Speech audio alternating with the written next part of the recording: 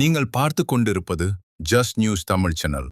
புழல் கதிர்வேடு பகுதியில் காங்கிரஸ் கட்சி மாமன்ற உறுப்பினர் சங்கீதா பாபு புதிய பூங்கா மற்றும் விளையாட்டு திடலை திறந்து வைக்கும் நிகழ்ச்சி நடைபெற்றது.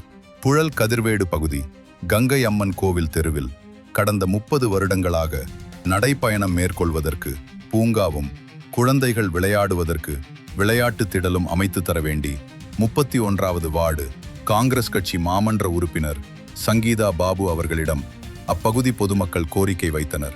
இதனை ஏற்றுக்கொண்டு புழல் கதிர்வேடு 31வது வார்டு காங்கிரஸ் கட்சி மாமன்ற உறுப்பினர் சங்கீதா பாபு அவர்கள் ஏற்பாட்டில் 22 லட்சம் செலவில் புதிய பூங்கா அமைக்கும் பணி துவங்கப்பட்டு நிறைவுற்ற நிலையில் இன்று அதனை மக்கள் பயன்பாட்டிற்காக திறந்து வைத்தார்.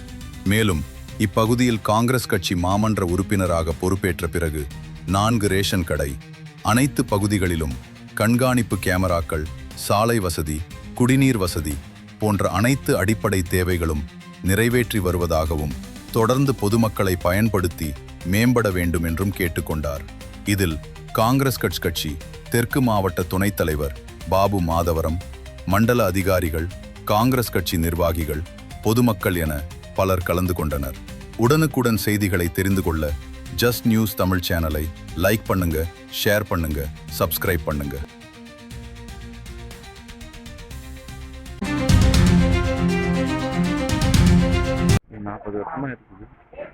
மாதவரம் மண்டலம் 3 31வது வார்டு கதிர்வேடு பகுதியில் உள்ள கண்ணகி தெருவில் இன்று மக்கள் பயன்பாட்டிற்கு பூங்காவினை திறந்து வைத்திருக்கிறோம்.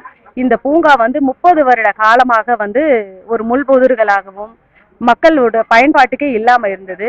இப்போ வாட்டர் ஃபவுண்டோடு ஃபுல்லா எல்லாமே ரெடி பண்ணி இன்னைக்கு மக்கள் பயன்படுற விதத்துல ஃபுல்லா ரெடி பண்ணியிருக்கோம். அதே மாதிரி இந்த பகுதியில் உள்ள எல்லா இடத்துக்குமே எல்லா ஸ்ட்ரீட்டு கிட்டத்தட்ட 11 தெருக்கள் இருக்கு. இங்க அந்த 11 தெருக்கள்ல ஒரு 9 தெருக்களுக்கு சிசிடிவி கேமரா பொருத்தப்பட்டிருக்கு.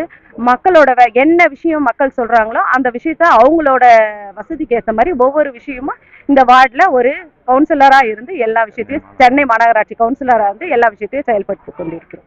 நன்றி.